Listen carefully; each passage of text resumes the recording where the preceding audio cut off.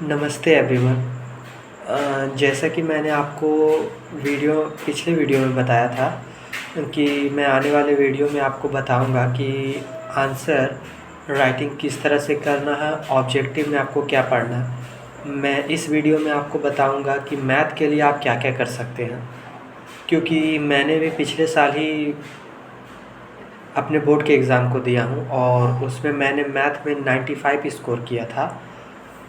इसके लिए आप प्रूफ देख सकते हैं। ये मेरा रिपोर्ट कार्ड है जिसमें मैंने मैथ में 95 स्कोर किया था। ओवरऑल 441 मार्क्स था।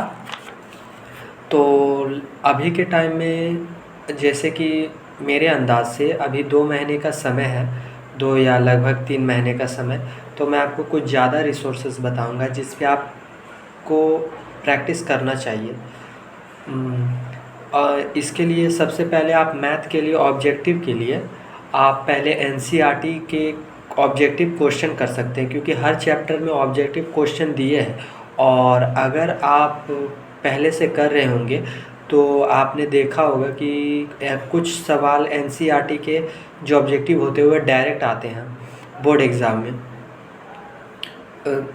में आते हैं। और दूसरा जो बहुत ही इम्पॉर्टेंट रिसोर्स है, जो मैंने भी अपने टाइम में लगभग अपने शुरुआती समय से मैंने उसे प्रैक्टिस किया था, लेकिन अब भी समय है, आप कर सकते हैं उसको। तो वो है NCERT at your finger tip. उसके लिए मैथ में उसमें एनसीईआरटी बेस्ड ऐसा कोई क्वेश्चन नहीं है जो छूट जाए, छोड़ा हो उस बुक में। उस पे एनसीईआरटी के आधार पे जितनी तरह के क्वेश्चन बन सकते हैं उसमें हर तरह के क्वेश्चन, अगर आप केवल उतना को ही प्रैक्टिस कर लेते हैं तो मैं आपको गारंटी देता हूं कि आपके एक भी क्वेश्चन नहीं बाहर आएंगे उससे, या एक भी आपके क्वेश्चन छूटेंगे नहीं। आप केवल उसको अगर कर लेते हैं, और वो थोड़ा लंबा, उसमें क्वेश्चन की संख्या कुछ ज़्यादा ही है। और अगर आप कुछ एग्ज़ाम, जैसे कि हमारे बिहार साइड में फरवरी में एग्ज़ाम होता है, तो अगर आप उसे कंप्लीट नहीं करना चाहते तो दूसरा है सोर्स है जो मैंने अपने लास्ट टाइम में किया था। उसमें लगभग 5 मॉडल पेपर आते हैं। वो टारगेट प्रकाशन का होता है, टारगेट का मॉडल पेपर हर साल वो जारी करता है। उसमें काफ़ी अच्छे क्वेश्चन है। अगर आप उसका थोड़ा लेवल, बोर्ड से थोड़ा सा ही ज़्यादा उसका लेवल रहता है, अगर आप उसको कर लेते हैं तो यकीन मानिए कि आपका भी क्वेश्चन जितने की ज़रूरत है उतना आपको उस बुक से, अगर आप उसे 1 से 2 बार प्रैक्टिस कर लेते हैं तो आपके क्वेश्चन तो नहीं ही छूटेंगे, आप सारे क्वेश्चन को टैकल करेंगे ही।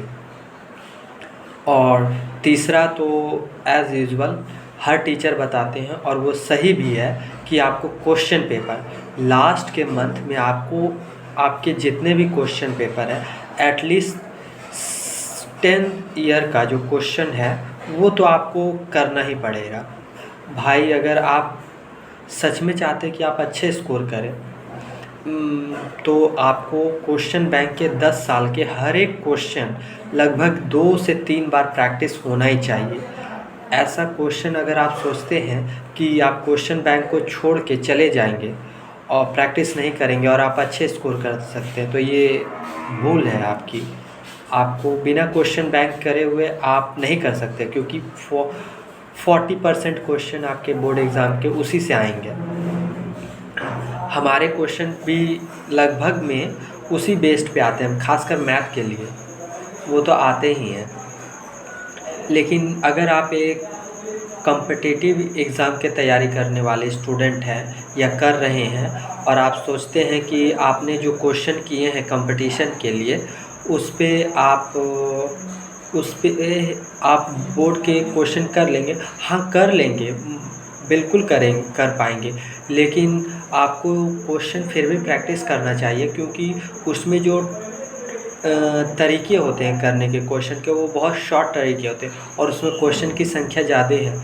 खासकर अगर आपके ऑब्जेक्टिव आते हैं, जैसे बिहार बोर्ड में 50% ऑब्जेक्टिव आते हैं और सब्जेक्टिव भी आते हैं, तो आपको ऑब्जेक्टिव बहुत कम समय में, लगभग में 45 मिनट के अंदर में आपको ऑब्जेक्टिव हो जाने चाहिए, ताकि आप उससे उस बचे हुए समय को आप सब्जेक्टिव को सुंदर तरीक़ों से लिखने में इस्तेमाल कर सकें। क्योंकि सब्जेक्टिव क्वेश्चन की संख्या काफ़ी अधिक रहती है, और मैथ में जितने भी स्टूडेंट आज तक मैंने अपने दोस्तों के सर्कल में देखा हूँ जिनका मैथ ख़राब जाता है, उनका एक ही शिकायत रहता है कि मैथ में हमें टाइम नहीं मिलता है। तो टाइम बचाने का सबसे अच्छा तरीका आप ऑब्जेक्टिव से टाइम कर सकते हैं, और टाइम बचाने के लिए आप अभी से प्रैक्टिस कर सकते हैं क्वेश्चन पेपर से, मॉडल पेपर से, क्वेश्चन बैंक से, कि आपके किस तरह के क्वेश्चन आएंगे। तो आप इस तरह से प्रैक्टिस कीजिए।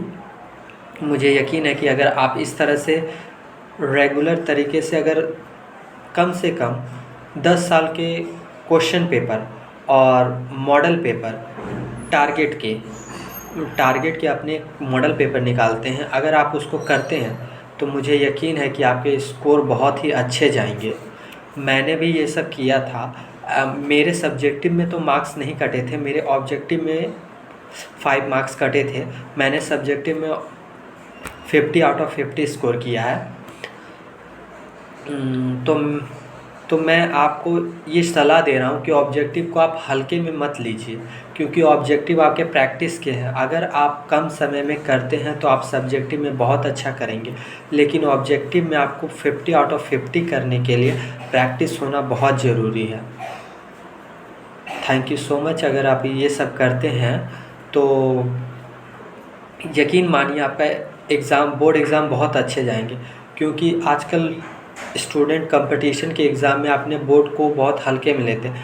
मेरे बहुत से दोस्त हैं जो कंपटीशन की तैयारी करते हैं, और वो सही भी है। आने वाले फ्यूचर के लिए वो सही भी है, क्योंकि बोर्ड एग्ज़ाम से मैं डेफिनेटली कह सकता हूँ कि आपके ये कोई ज़्यादा फ़र्क पड़ता नहीं है इससे। लेकिन एक कॉन्फिडेंस के लिए, अपने लाइफ में कॉन्फिडेंस के लिए आप एक एग्ज़ाम की तैयारी कर रहे हैं या किसी भी एग्ज़ाम की तैयारी कर रहे हैं, तो आपका ये कॉन्फिडेंस देता है। अगर आप इसमें ख़राब करते हैं तो आपका कॉन्फिडेंस बहुत बुरी तरह से लो होगा।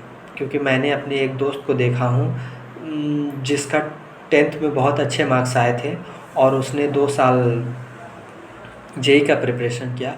उसका बोर्ड एग्ज़ाम बहुत ख़राब गया। बहुत ख़राब का मतलब आप समझ सकते हैं। इवन उसके 10th में हमारे तो 12th के मार्क्स से ज़्यादा ही आए थे, और उसके मार्क्स तो मुझसे भी ज़्यादा थे 10th में, फिर भी उसके बहुत ख़राब गए हैं, बहुत ज़्यादा ही।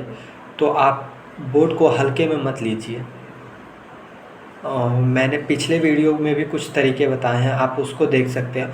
और मैं अपने कम्युनिटी पोस्ट में 3-4 अपने आंसर राइटिंग के मॉडल पेपर डाला हूँ, कि मैं अपने आखिरी दिनों में किस तरह से लिखता था, आंसर किस तरह से लिखता हूँ मैथ के लिए।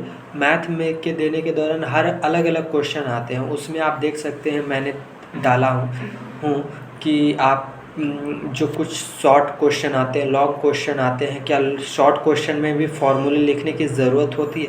क्या लॉन्ग आंसर में फार्मूले लिखने की ज़रूरत होती है? लॉन्ग आंसर में फार्मूले के अलावा क्या लिख सकते हैं आप जो आपके आंसर को इम्प्रेसिव बना सके? क्योंकि मेरे टीचर ने कहा था कि बोर्ड एग्ज़ाम केवल और केवल, मैं भी कह सकता हूँ कि 100% वो आपके हैंड राइटिंग पे निर्भर करता है।